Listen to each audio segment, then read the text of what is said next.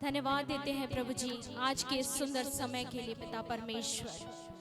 सच में पिता परमेश्वर, यह आपकी महाकरुणा का फल है प्रभु जी कि आज हम इस जगह पर उपस्थित हैं, जीवित पाए जाते हैं प्रभु जी। पिता परमेश्वर, कई लोग थे जो इस दिन को देखना चाहते थे परंतु प्रभु जी नहीं देख पाए। पिता परमेश्वर, तेरा अनुग्रह है पिता परमेश्वर कि हम आज के इस दिन को देखने पाए और इस जगह में प्रभु तेरे भवन में इकट्ठे होने पाए कि तेरे नाम की स्तुति महिमा तारीफ कर सके पिता परमेश्वर।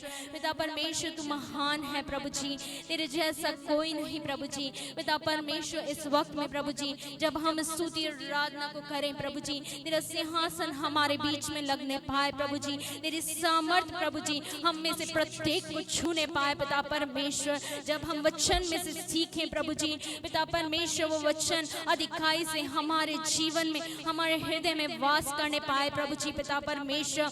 हर एक उन विचारों को, भटकाने वाले विचारों को, अंधकार उनके कार्यों को प्रभु यीशु तेरे नाम में दूर होने की आज्ञा देते हैं पिता परमेश्वर। तेरा सामर्थ्य यहाँ मंडराने पाए प्रभु जी पिता परमेश्वर। आज हम अपने जीवनों में एक कदम और ज्यादा आगे बढ़ने पाए प्रभु जी, तेरे भारी अभिषेक से हमारे जीवन को भर दे प्रभु जी पिता परमेश्वर। राजा प्रभु, जब हम जैसे हम आए हैं हम वैसे ही लौटने न पाए प्रभु जी, परंतु तेरी सामर्थ से भर के, तेरे अभिषेक से भर के, तेरी चंगाई को लेके यहाँ से जाने पाए प्रभु जी। हमारी अगुवाई करिए, हर एक डिस्टर्बेंस को प्रभु जी यीशु तेरे नाम में दूर होने की आज्ञा देते हैं प्रभु जी।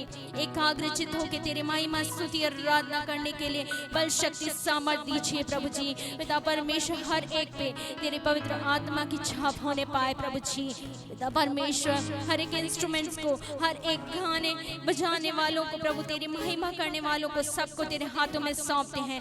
सारा आदर महिमा गौरव प्रशंसा तुझे देते हैं क्योंकि केवल तू ही इसके योग्य है प्रभु जी।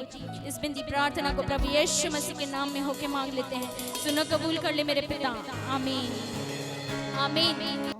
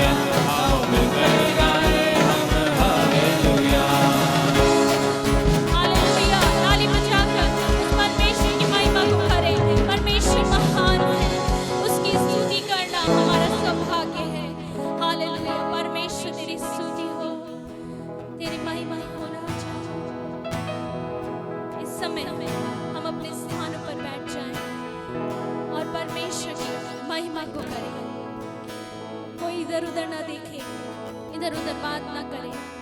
इस समय परमेश्वर की उपस्थिति हमारे बीच में है, उसका आदर करें और अपने मन को परमेश्वर की ओर लगाएं। आंखों को बंद करें, अपने हाथ को उठाएं। ओ परमेश्वर,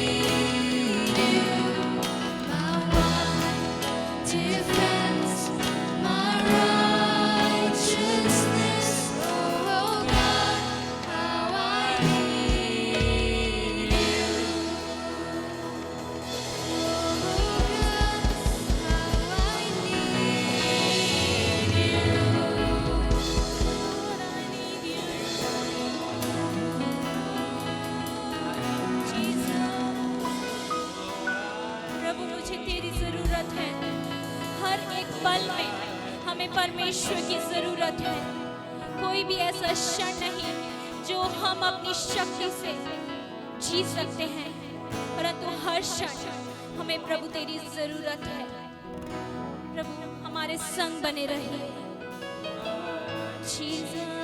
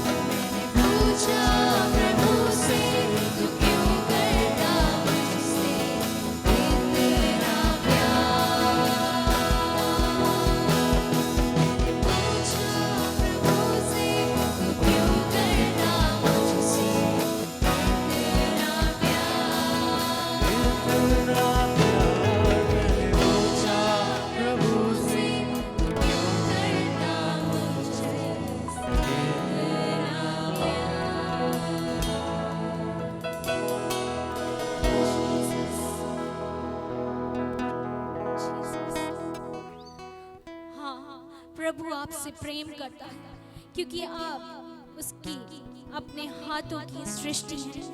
हर एक को परमेश्वर ने अपने हाथों से सृजा है। और प्रभु के प्रिय लोगों, परमेश्वर आपसे प्रेम करता है। परमेश्वर आपको अपने पूरे दिल से चाहता है। हर एक क्षण में प्रभु आपके साथ रहता है। हर कदम पे परमेश्वर आपको अपनी बाहों में लेना चाहता है, क्योंकि परमेश्वर आपसे प्रेम करता है। हमने कई बार अपने कार्यों के द्वारा, अपनी बोली के द्वारा उस परमेश्वर को दुख पहुंचाया, परंतु फिर भी परमेश्वर आपसे प्रेम करता है। इस समय में अपने हृदयों को जांचें, 2 मिनट लें, उसकी ओर अपनी निगाहों को लगाएं, अपने मन को जांचें और उस परमेश्वर के साथ पुनः अपने रिश्ते को स्थापित कर लें, क्योंकि यह समय है परमेश्वर आपके करीब है। परमेश्वर आपसे बात करना चाहता है। बोले प्रभु को, बोले अपने हृदय की बातों को उसे बोले, अपने रिश्ते को परमेश्वर के साथ वापस स्थापित करें। Hallelujah Jesus. प्रभु जी तेरी महिमा, जीसस जीसस।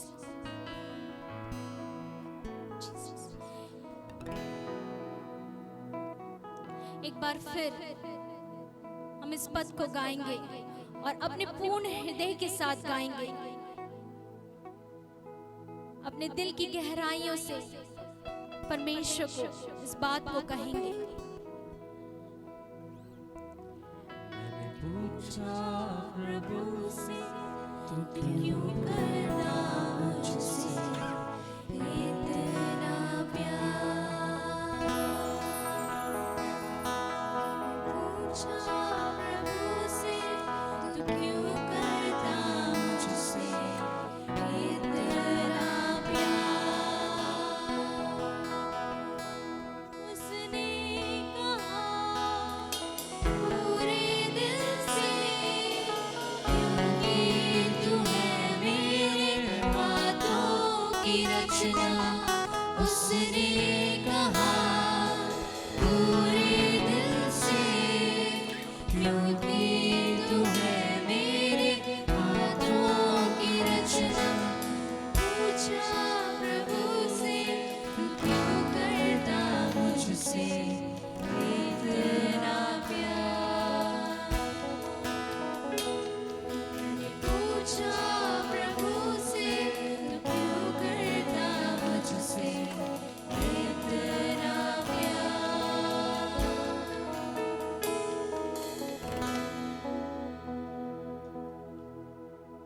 पवित्र आत्मा, इस वक्त तेरी उपस्थिति के लिए हम तेरा धन्यवाद देते हैं। पिता परमेश्वर, तेरी उपस्थिति के लिए हम तेरा धन्यवाद देते हैं। पिता परमेश्वर, इस समय में पिता तूने हमें छुआ है प्रभु, हम तेरे नाम की महिमा करते हैं प्रभु जी। पिता परमेश्वर, तेरी उपस्थिति इसी तरह प्रभु हमारे साथ बनी रहे। पिता परमेश्वर, हमारी सहायता करिए, मदद करिए प्रभु। सब कुछ तेरे हाथों में सौंप देते हैं।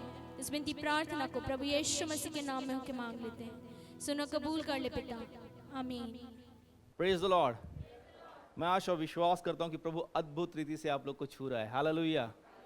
और इस समय में जबकि गर्मी आरंभ हो चुकी है, क्या हो चुका है? हाँ, गर्मी का ऐसा लग रहा है जैसे गर्मी का मौसम आ चुका है। हम लोग मार्च महीने में हैं और जो है मार्च महीने के पहले सप्ताह में 7वें दिन हम लोग हैं, और प्रभु ने अब तक हम लोग को जीवित बचा कर रखा है और अपने उद्देश्यों की पूर्ति कर रहा है। कोई कहेगा प्रेज द लॉर्ड, हालेलुया, आमेन। प्रभु अब तक अगर हमको बचा के रखा तो जरूर उसका कुछ उद्देश्य हमारे जीवन में, और वो चाहता है कि हम उसके उन उद्देश्यों को अपने जीवन से पूरा कर सकें।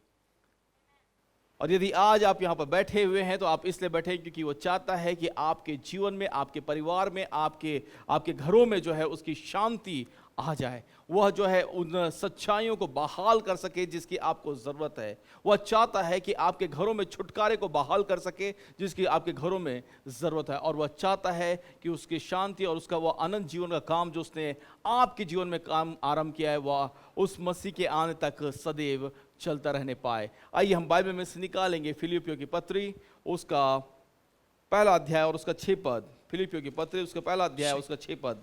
यह वचन कहता है, मुझे इस बात का भरोसा है कि जिसने तुम में अच्छा काम, एक अच्छा काम चल रहा है, एक अच्छा काम।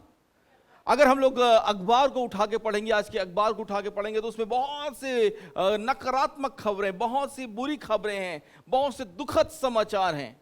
और अगर आप खास तौर से शोक संदेश वाले पृष्ठ में जाकर के पढ़ेंगे तो वहां पे मिलेगा आपको बहुत ढेर सारे लोगों का उठावना, बहुत ढेर सारे लोगों की श्रद्धांजलि और शोक सभाएं वहां पे चल रही हैं। बहुत से लोग अपने आज के दिन के लिए बहुत सी योजनाओं को बनाए थे, परंतु आज वे इस संसार में जीवित नहीं हैं। पर यदि आप और मैं आज इस संसार में जीवित हैं तो इसलिए जीवित हैं प्रियो, क्योंकि परमेश्वर ने एक अच्छा काम आरंभ किया है। हालेलुया। आप और मैं अभी बचे हुए हैं तो इसलिए बचे हुए हैं क्योंकि वह चाहता है कि उसके जो उद्देश्य हैं वो आपके और मेरे जीवन से पूरे हो सकें। पहला कुरिन्थियों उसका पहला अध्याय और उसके 9 पद में हम लोग पढ़ते हैं। पहला कुरिन्थियों उसका पहला अध्याय और उसका 9 पद। परमेश्वर सच्चा है जिसने तुमको अपने पुत्र हमारे प्रभु यीशु मसीह की संगति में बुलाया है। हालेलुया। अपने पड़ोसी से कहें, परमेश्वर सच्चा है। परमेश्वर सच्चा है। परमेश्वर सच्चा है और उसने आपको मसीह यीशु की संगति में बुलाया है।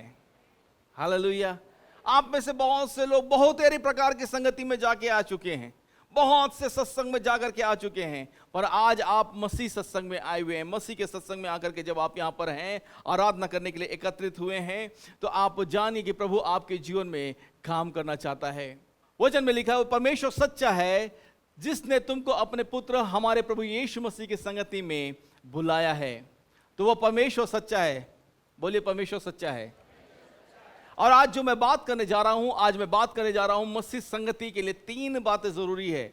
मसीह को जानना, बोलिए मसीह को जानना, मसीह से प्रेम करना और मसीह में बने रहना। बहुत से लोग हैं इस संसार में जो मसीह को जानते हैं, बहुत से लोग हैं।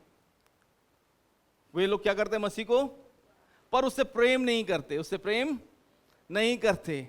बहुत से लोग दावा ठोकते हैं कि हम मसीह से प्रेम करते हैं, परंतु वे उसमें बने नहीं रहते हैं, मसीह में बने नहीं रहते। तो ये 3 चीजें एक संगति के लिए जरूरी है। आप जानिए, आपके छुटकारे, आपके आश्रयक्रम के मध्य में, बीच में जो अंतर है वह सिर्फ ये है कि आप मसीह को जानें, उससे प्रेम करें और मसीह में आप बने रहें। 3 चीजें, क्या क्या? मसीह को जानें, मसीह से प्रेम करें और मसीह में बने रहें। ये 3 अंतर आपके छुटकारे और आपके आश्रयक्रम के मध्य में है। तो यदि आप मसीह को जानते हैं और आप उससे प्रेम करना शुरू करते हैं, आप उसमें बने रहना शुरू करते हैं, तो आश्रयक्रम अपने आप होना शुरू हो जाएंगे। Hallelujah, hallelujah. आप में से कितने लोग के मम्मी पापा हैं? ओके। आप में से कितने लोगों के मम्मी पापा जो आप चाहते हैं वो आपके लिए करते हैं, आगे से आगे आपके लिए अच्छा करते हैं? कुछ लोग सोचते हैं हमारे थोड़े बुरे टाइप के हैं। नहीं, हमारे मम्मी पापा अच्छे हैं और इसीलिए जितना हमारी आवश्यकता है, जितनी हमारी मांग है, जितनी हमारी जरूरत है, उससे कहीं बढ़कर के करते हैं। और इसीलिए आप में से कई एक के मम्मी पापा जो है वे अपना पेट काट के, मतलब जहां पे वे अपनी जरूरतों को पूरा कर सकते थे, अपने इच्छाओं को पूरा कर सकते थे, अपने पेट को भर सकते थे, अपने लिए अच्छे कपड़े, अपने लिए अच्छी जगह, अपने लिए अच्छा स्थान बना सकते थे, वो सबको त्याग करके वे जो है आपके लिए, मेरे लिए उन्होंने दुख उठाया है, उन्होंने खून पसीना बहाया है। जानते हैं क्यों? क्योंकि वो हमसे प्रेम करते हैं, क्योंकि वे हमारे शारीरिक माता पिता हैं, उनका खून हम में दौड़ रहा है, वे हमसे इतना प्यार करते हैं। आप जानिए, जो हमारा स्वयं स्वर्गीय पिता परमेश्वर है, वह हमारे संसारिक माता पिता से कितना बढ़ करके हमसे प्रेम करता होगा। Hallelujah, hallelujah. इसीलिए प्रियो, उसकी संगति में बना रहना जरूरी है। मसीह की संगति में बना रहना जरूरी है। बहुत सी बार हम लोग सोचते हैं क्या होगा हम यदि भवन में जाएंगे, क्या होगा? हमें आश्चर्य हो जाएगा, हमारा छुटकारा हो जाएगा, हमारी चंगाई हो जाएगा, हमारे तकलीफ दूर हो जाएंगे, और क्या होगा। पर मैं आपको बताना चाहता हूं प्रियो, आप इन सब से बढ़ करके अनंत जीवन को पालेंगे।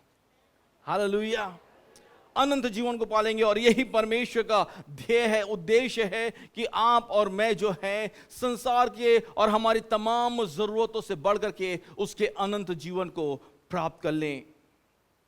संगति बहुत जरूरी है। पड़ोसी से बोलिए, संगति बहुत जरूरी है।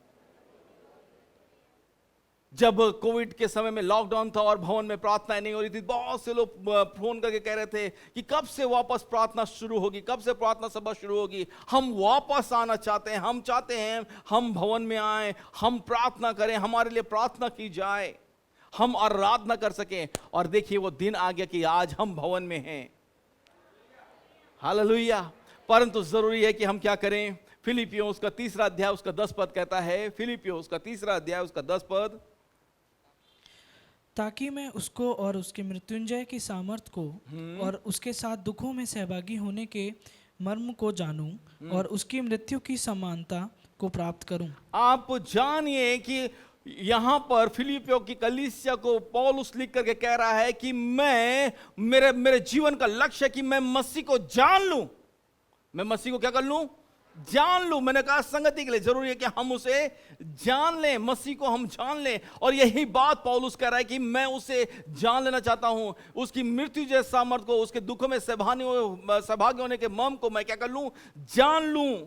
और ये बहुत ही महत्वपूर्ण है, मसीह को जान लेना बहुत ही महत्वपूर्ण है। पर आप जानिए, केवल हम ही नहीं है जो मसीह को जानते हैं या जानना चाहते हैं। ऐसी शक्तियां जो अदृश्य हैं, अंधकार और उनकी शक्तियां, शैतान और उसके तमाम जो साथी हैं, वे भी मसीह को जानते हैं। मसीह किसी से छुपा हुआ नहीं है। ये बिल्कुल इस प्रकार से कई बार क्या होता है कि हम मसीह को जान लेते हैं परंतु हम उसे बताते नहीं हैं।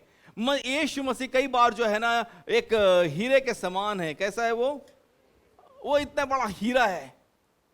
और मान लीजिए इतना बड़ा हीरा हमें रास्ते में आते समय इधर कहीं पे मिल जाता तो हम लोग क्या करते? हम लोग उठा लेते, वेरी गुड। आप में से बहुत से लोग जैसे ही हीरे का नाम सुना इतना बड़ा तो मुस्कुराने लग गए, है ना। बहुत से लोग सोच रहे हैं कि इतना बड़ा हीरा मिल जाता तो मैं क्या करता। हाँ, उठा लेते। और उठाने के बाद में हम क्या करते? जोर जोर से चिल्लाते, मुझे हीरा मिल गया, मुझे हीरा मिल गया। नहीं, हाँ, हम लोग थोड़ा गिरा हुए को जो है पहले पैर वैर से दबाते, चुपचाप से उठाते, रखते, और उसके बाद हमारी आवाज बदल जाती। हम इशारों में बात कर, हाँ, आवाज निकलनी बंद हो जाती क्योंकि इतना बड़ा हीरा मिला है। और हम घर में किसी को बताते नहीं कि हमें इतना बड़ा हीरा मिला है। इतना बड़ा हीरा मिला है, हम उसे संजो करके रखते और हम जो है चुपचाप से ढूंढते रहते। बेचने वाले के पास सुनार या जो हीरे जवाहरात का काम करते हैं उनके पास चुपचाप से जाते, हीरा बिना लेके गए, और उनसे पूछते हीरे का दाम क्या है, इतने बड़े हीरे का दाम क्या है। और उसके बाद कल्पना करते निकालते और फिर पूछते, अरे भैया मतलब अगर इतना बड़ा हीरा होगा तो उसका दाम कितना होगा। और पता लगाते, गूगल में ढूंढते, इधर उधर ढूंढते, किसी को बोलते नहीं कि मुझे मिला हुआ है। अगर जवाहरात वाला भी पूछता हमसे, सोने चांदी वाला भी पूछता, क्या तुम्हारे पास इतना बड़ा हीरा है? नहीं, मैं तो पूछने आया हूं, यूं ही पता कर रहा हूं, अगर मिल जाएगा तो क्या होगा, है ना। हम लोग भारतीय लोग, हम लोग चालाक लोग हैं। अच्छी बात है, चालाक होना कोई बुरी बात नहीं है। और हम उस हीरे को जो है छुपा के संजो करके रखे रहते। आप जानिए, हमारे साथ बहुत ढेर सारे आश्चर्य कर्म हो चुके हैं, अद्भुत अद्भुत काम यीशु मसीह के नाम से हो चुके। इसी भवन में आप में से कितने लोगों के जीवन में छुटकारे आए हैं, कितने लोगों के परिवारों में चंगाई आई हैं, कितने लोगों का व्यापार बन गया, कितने लोगों का परिवार सुख और शांति को पा गया है। परंतु हम लोग जो है उन बातों को छुपा के रखे, हम बता नहीं रहे किसी को। क्योंकि क्या बोलेंगे लोग, ओ वहां गए थे इसलिए हुआ। ऐसे थोड़ी नहीं होता है, ये तो हो ही नहीं सकता, है ना। लोग पूछ ना ले, लोग जान ना जाएं। और बहुत सी बार हम यीशु मसीह के बारे में बात करने से खतराते, परंतु जानिए मेरे प्रियो, हमें उसके बारे में जानना जरूरी है। निकाल के पढ़ेंगे यूहन्ना रचित सुसमाचार उसका 17 अध्याय उसका 3 पद। और अनंत जीवन यह है कि वे तुझ एकमात्र सच्चे परमेश्वर को और यीशु मसीह को जिसे तूने भेजा है जाने। जान लीजिए, अनंत जीवन यह है कि हम यीशु मसीह को, हालेलुया, जान लें। देखिए आप लोग को मैं बता रहा हूं, हम में से बहुत से लोग अपने अपनी परिस्थितियों के साथ में यहां पर आए, अपने अपने तकलीफों के साथ में यहां पर आए हैं, और यीशु मसीह उन सारी तकलीफों को हल कर सकता है, ठीक कर सकता है, उन सारी परेशानियों को, उन सारी चुनौतियों को दूर कर सकता है। परंतु इन सब से बढ़ करके, मैंने पहले शुरुआत में कहा था, वो चाहता है कि हम जो है उस अनंत जीवन को प्राप्त करें। हालेलुया। इस संसार में हमें दुख और तकलीफ और संकट है, परेशानियां, हारी बीमारियां हैं, परंतु वह चाहता है कि हम यहां पर रहते हुए वहां जहां हम जाने वाले वहां की तैयारी कर लें, क्योंकि वहां पर अनंत जीवन है, वहां पे अनंत काल का जीवन है। यदि हम जो है बिना मसीह को जाने मर जाएंगे तो हम अनंत नरक में जाएंगे, यदि हम मसीह को जानते हुए मरेंगे तो हम अनंत स्वर्ग में जाएंगे। इसीलिए जरूरी प्रियो कि हम जो है उस जीवन को ग्रहण कर लें। और अनंत जीवन यह है कि वे तुझ अद्वैत सच्चे परमेश्वर को और यीशु मसीह को जिसे तूने भेजा है जाने। कहें यीशु मसीह को जाने, यीशु मसीह को जाने। अपने पड़ोसी से कहें यीशु मसीह को जाने। फिलिपियों उसका 3 अध्याय उसका 8 पद फिर से एक बार कहता है, वरन मैं अपने प्रभु यीशु की पहचान की उत्तमता के कारण सब बातों को हानि से समझता हूँ। उसके कारण मैं सब वस्तु को हानि से, जिस कारण मैंने जिसके सब कारण वस्तुओं मैंने की सब हानि वस्तुओं उठाई, की हानि उठाई और उन्हें कूड़ा समझता हूँ, जिससे मैं मसीह को प्राप्त करूं। जान लीजिए कि मसीह की पहचान जो है उससे बढ़कर के कुछ नहीं है, ना इस पृथ्वी पर ना स्वर्ग में, और कुछ नहीं है। मसीह की पहचान से बढ़कर के और कुछ नहीं है। और उस अनंत जीवन में प्रवेश करने के लिए जरूरी है कि हम जो है उसकी स्वरूपता और समानता में बदल जाएं, जिस स्वरूपता और समानता में पहले मनुष्य की सृष्टि हुई थी। और परमेश्वर चाहता है कि हम जो है उस स्वरूपता और समानता में फिर से आ जाएं। Hallelujah, hallelujah. इसीलिए मेरे प्रियो पौलुस कहता है, मैं बाकी सब चीजों को कूड़ा करकट समझता हूं, कोई वैल्यू, कोई मूल्य नहीं रखती, परंतु एक है, मुझे मसीह की पहचान में बदलते जाना है। हालेलुया। मेरे प्रियो, जब हम मसीह को जान लेते हैं तो हमें उसकी पहचान में बदलते जाना जरूरी है। हमारी सोच, हमारी बातें, हमारा व्यवहार, पहला यूहन्ना उसका 5वां अध्याय और उसका 20 पद एक बार फिर से इसी बात को दर्शाता और बताता है। हम ये भी जानते हैं कि परमेश्वर का पुत्र आ गया है और उसने हमें समझ दी है कि हम उस सच्चे को पहचाने और हम उसमें जो सत्य है अर्थात उसके पुत्र यीशु मसीह में रहते हैं। सच्चा परमेश्वर और अनंत जीवन यही है। सच्चा परमेश्वर अनंत जीवन यह है कि हम जो है उसके पुत्र को, जिसने हमें समझ दी है, पहचाने, अर्थात सत्य को, उस यीशु मसीह को पहचान लें। हमें यह जानना जरूरी है मेरे प्रियो कि यीशु मसीह कौन है। आप में से बहुत से लोग अपने प्रार्थना निवेदन के साथ, अपनी आवश्यकताओं के साथ में इस जगह में तो हैं, परंतु आप जान लिए, जब तक कि आप यह नहीं जानेंगे यीशु कौन है, आपका छुटकारा हो भी जाएगा फिर भी आप उसके मूल्य को नहीं पहचानेंगे। आपकी चंगाई हो भी जाएगी तब भी आप उसकी मूल्यता को नहीं पहचानेंगे। आप जिस दर्द में आए हैं, हो सकता है उसी दर्द के साथ आप वापस चले जाएं, परंतु आपके साथ में कोई बदलाव नहीं होगा। जानिए, जब यीशु आता है तो यीशु अंदर से बाहर हमें बदल देता है, हमारे विचारों को वह बदल देता है, और जानिए वो हमें अनंत जीवन देता है। संगति हमें छुटकारा देती है। हालेलुया। संगति हमें, जो हमारा संगति यीशु मसीह के साथ में हो जाता है, वह हमें उस संबंध में लेकर के आता है, क्योंकि पाप ने उस संगति से हमें, उस मसीह की संगति से हमें दूर कर दिया था। पाप ने हमें क्या कर दिया था? उस संगति से दूर कर दिया था। परमेश्वर हमसे संगति तो रखना चाहता है, उसने हमें अपने स्वरूप और समानता में तो बनाया, परंतु अब हमारे साथ में वो संगति नहीं रख सकता, क्योंकि उसके और हमारे बीच में हमारे पाप आ गए। परमेश्वर पवित्र है, महान है। मैं आपको जो है उसे इस तरह से बताना चाहता हूं। मान लीजिए ये मैं हूं, और अब तक मेरे सोचने के द्वारा, मेरे बोलने के द्वारा, मेरे विचारों के द्वारा, मेरे कार्यों के द्वारा, मेरे व्यवहार के द्वारा जो कुछ भी किया है वे सब इस पुस्तक में रखे हुए हैं। अब ये मैं हूं और ये मेरे पाप की पुस्तक है। स्वर्ग का परमेश्वर मेरे साथ संगति तो रखना चाहता है, परंतु मेरे बीच में और परमेश्वर के बीच में मेरे पाप है। तो परमेश्वर ने इस समस्या का हल निकाला। उसने अपने पुत्र प्रभु यीशु मसीह को संसार में भेजा। प्रभु यीशु मसीह इस संसार में आया, एक सिद्ध जीवन को जिया, मेरे पापों के लिए वह क्रूस पर मारा गया। क्रूस पर मारे जाने के द्वारा उसने मेरे पापों को ले लिया, उसने मेरे पापों को हटा दिया। वह मारा गया, गाड़ा गया और तीसरे दिन मृतकों में से जी उठा, और अब पिता के दाहिने बैठ मेरे लिए नित्य विनती और प्रार्थना करता है। अब स्वर्ग का परमेश्वर मेरे साथ संगति रख सकता है, क्योंकि मेरे बीच में और उसके बीच में कोई पाप नहीं है। तो इस संगति में जरूरी है कि हम उस परमेश्वर से, उस मसीह से क्या करें? प्रेम करें। क्या करें?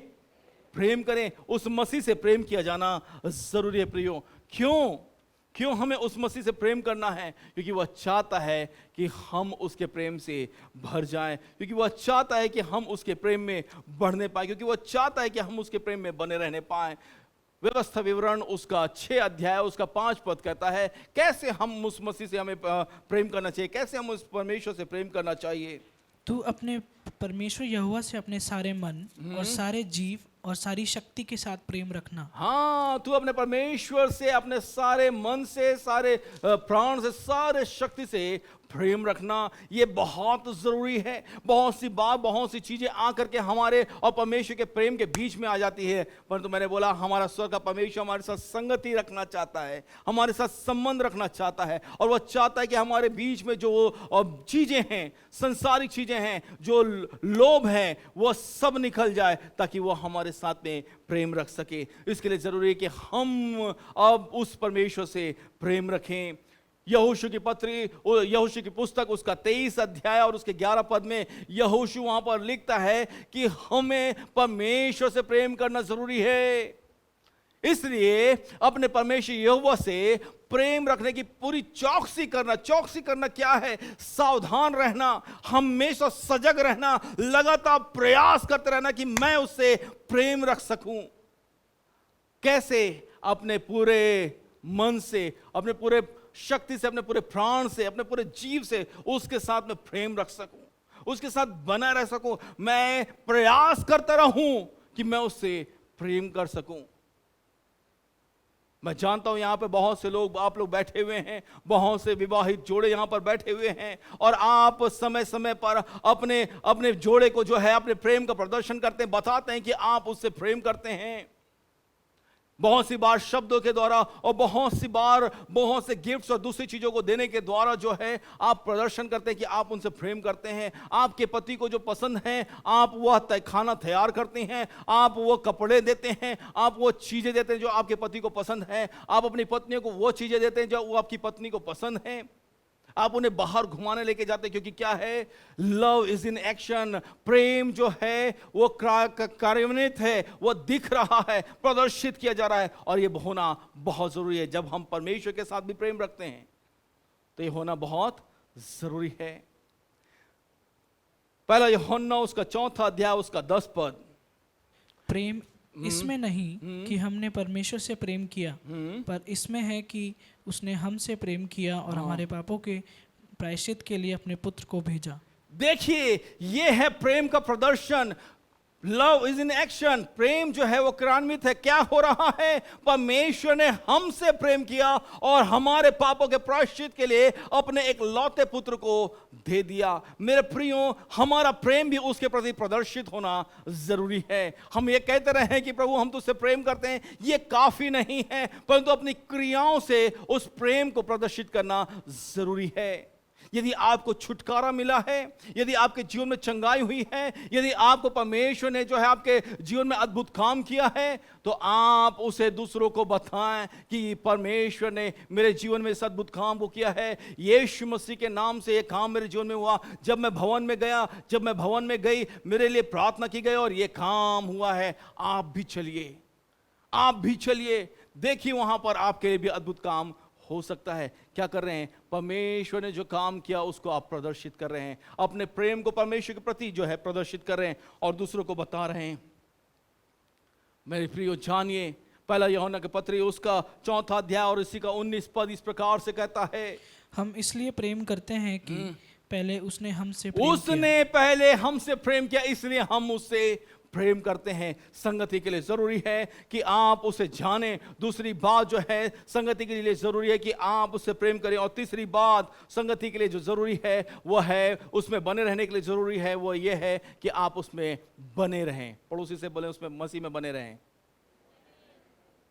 मैंने बोला बहुत तेरे लोग हैं जो यीशु मसीह को जानते हैं पर उससे प्रेम, बहुत तेरे लोग हैं जो कहते हैं कि हम उससे प्रेम करते हैं परंतु उसमें बने हुए नहीं हैं। आप वो बनिए प्रियो जो उसमें बने रहते, क्योंकि यीशु चाहता है आपकी चंगाई और आपका छुटकारे के बाद में, आवश्यक कर्म के बाद में आप उसमें बने रहें। उससे पहले से ही आप उसमें बने रहें, क्योंकि मेरे प्रियो यीशु मसीह का नाम जहां लिया जाएगा वहां चिन्ह, चमत्कार और आवश्यक कर्म होगा।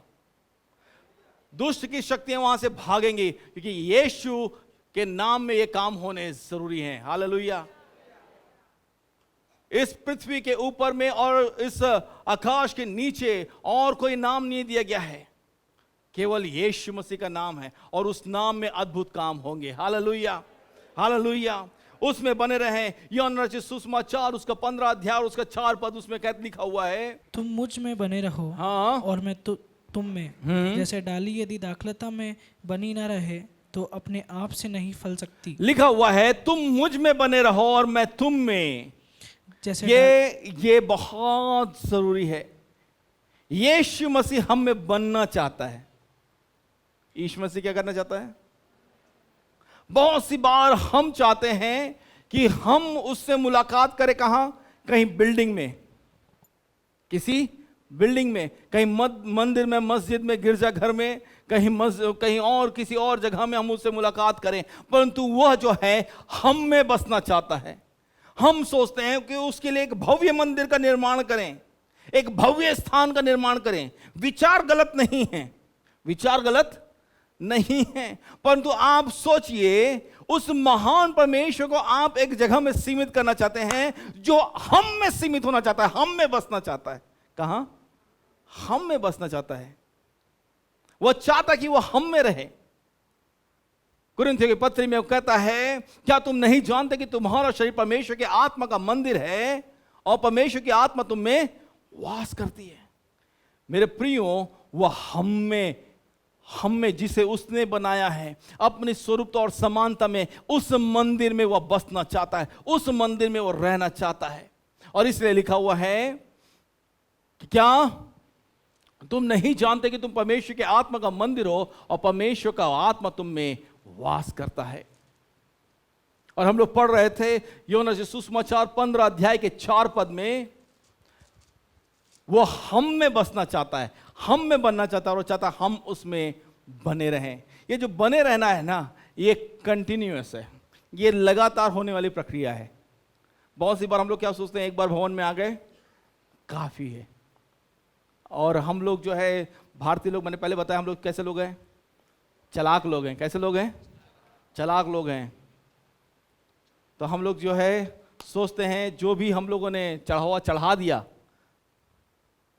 दे दिया चढ़ावा, अब क्या होगा? अब तो उसको काम करना ही पड़ेगा। हमने चढ़ावा, वो हमारे चढ़ावे के पीछे नहीं भाग रहा है। हमारा सच्चा परमेश्वर हमारे चढ़ावे को नहीं देख रहा है और पूछता है तुम मुझे क्या चढ़ाओगे? सोना और चांदी, हीरे और मोती, सब कुछ तो मेरे हैं, सब तो उसी ने बनाए हैं, सब तो उसी के हैं, हम उसे क्या चढ़ाएंगे? परंतु वह चाहता है प्रियो कि हम अपने जीवनों को जीवित और भावता हुआ बलिदान करके उसे चढ़ा दें। हालेलुया। रोमियो उसके 12 उसके 1 में लिखा हुआ है कि हाँ, हम क्या करें? अपने जीवनों को उसे जीवित और भावता हुआ बलिदान करके चढ़ा दे, पवित्र करके चढ़ा दें।